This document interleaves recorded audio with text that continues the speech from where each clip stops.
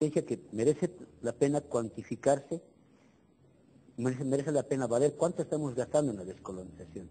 Tenemos la experiencia del CENCAP en la Contraloría General del Estado Plurinacional, la propia experiencia de la Escuela de Gestión Pública Plurinacional, tenemos la experiencia del SAPSI, del Programa de Residentes Médicos. O sea, son experiencias prácticas que han ido trabajando a partir de la sabiduría indígena sin desconocer el saber occidental, el saber universal, porque también el saber universal tiene cosas muy buenas. Entonces, se va haciendo una especie de diálogo de saberes de modo permanente. Otros niveles institucionales que podemos ver en la actualidad estatal: el Viceministerio de Justicia Indígena, el Viceministerio de Justicia de Economía, más bien de Planificación Estratégica y Plurianual. O sea, tienes todo un nivel de institucionalidad que como nunca en la historia de América Latina está enfrentando el problema a partir de aprendizajes propios. No hay libro del Banco Mundial, no hay libro del FMI, no hay recetario del Banco Interamericano de Desarrollo. Todo lo que está haciéndose hasta el momento es aprendizaje, coordinación de mecanismos. Se ha avanzado en varios niveles. En el nivel del universitario se ha avanzado, se ha profundizado el debate, se ha avanzado en la comprensión de la propia estructura del Estado, lo que podemos llamar su porosidad institucional. Se ha avanzado en algunas medidas prácticas de descolonización, pero todavía son esfuerzos pequeños que están comenzando a caminar, y este es un proceso, es una marcha donde, como dice Miguel Peña, la acción del Estado se convierte en un debate permanente, interno, intenso además. La construcción reciente de las leyes del órgano judicial, del Tribunal Constitucional, nos muestra la tensión entre continuidad colonial y Estado plurinacional, entre Estado plurinacional y Estado colonial. O sea, hay una tensión muy fuerte todavía. No se ha podido resolver esa tensión, no se lo va a resolver de la noche a la mañana, no es este el momento. Estamos viviendo en Bolivia un periodo de transición, un periodo especial, un periodo donde estamos enfrentados al interior del propio gobierno con estas dos visiones de mundo, visiones de país: el Estado colonial, que no acaba de morir, y el Estado plurinacional, que está dando sus primeros pasos.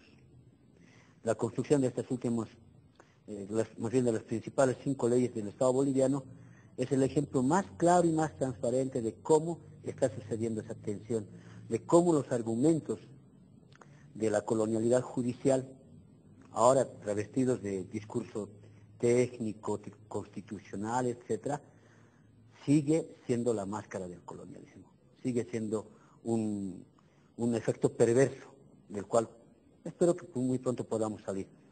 Y estamos viendo cómo el Estado plurinacional está construyendo argumentos paulatinamente. Es una experiencia nueva, única en toda América Latina, la del caso boliviano. Y es en ese escenario donde se está desarrollando este debate, esta construcción institucional, este escenario académico, político, este escenario donde lo fundamental está en construir una sociedad justa, porque descolonización, y aquí cedamos un primer momento, tal como dice la Constitución, es un fin esencial del Estado para construir una sociedad justa y armoniosa, construir una sociedad de verdaderamente hermanos, y para hacer eso, toda la energía del Estado, los 20 ministerios, la universidad, el ejército, la policía, las fábricas, toda la energía del Estado tiene que invertirse en eso, en construir una sociedad justa, en liquidar toda forma de discriminación, porque toda forma de discriminación es colonialismo interno. Todos los bolivianos y bolivianas estamos construyendo ahora un nuevo Estado. Un Estado plurinacional que requiere servidoras y servidores públicos comprometidos. La Escuela de Gestión Pública Plurinacional es una red de escuelas a nivel nacional que brinda formación y capacitación a servidores públicos del gobierno central, gobiernos departamentales, municipales y autonomías indígena originaria campesinas. Formamos servidores públicos comprometidos con el pueblo. Bueno, entonces, vamos a recapitular. Bolivia, América Latina, la India, el África, tenemos una característica colonial que es difícil negar desde la evidencia histórica, desde la evidencia académica, y que el gran problema de nuestros países es precisamente ese, su naturaleza colonial. Esa naturaleza colonial se expresa en todos los ámbitos de vida, la institucionalidad estatal, la educación, los hábitos, los proyectos de vida. Prácticamente todo está impregnado de colonialismo interno. Pero ese colonialismo interno se expresa básicamente como discriminación. En términos prácticos, si queremos ver colonialismo, tenemos que buscar cualquier lugar que haya discriminación. Pero más allá de ello, de la discriminación por el color de la piel, por el grosor de la billetera, hay una discriminación que se construye desde el propio Estado. Y sucede que en el seno del Estado se genera una especie de misión ideológica, un excedente ideológico que también genera procesos de discriminación. ¿Sí? Hay un excedente ideológico de un Estado que es colonial en sí mismo.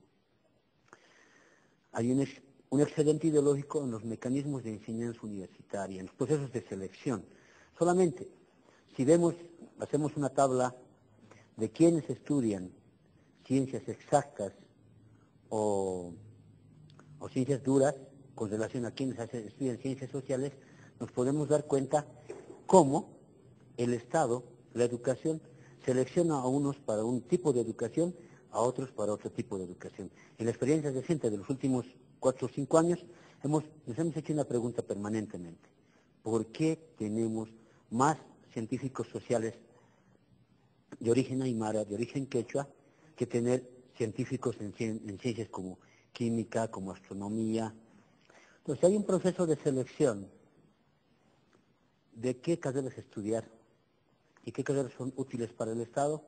Nos damos cuenta, y esto lo dice el vicepresidente, que hay menos estudiantes habilitados para la administración del Estado de origen aymara, de origen quechua, y que hay más estudiantes de origen urbano, de clase media alta, habilitados para enfrentar la administración pública. Esto es un proceso que se nota muy rápidamente. Es lo primero que el vicepresidente descubre a un año de la gestión. Pero más allá aún todavía, ¿qué cosa le da consistencia al colonialismo o a la colonialidad? ¿Dónde se expresa con toda su crudeza? En 2 niveles, racismo y patriarcalismo.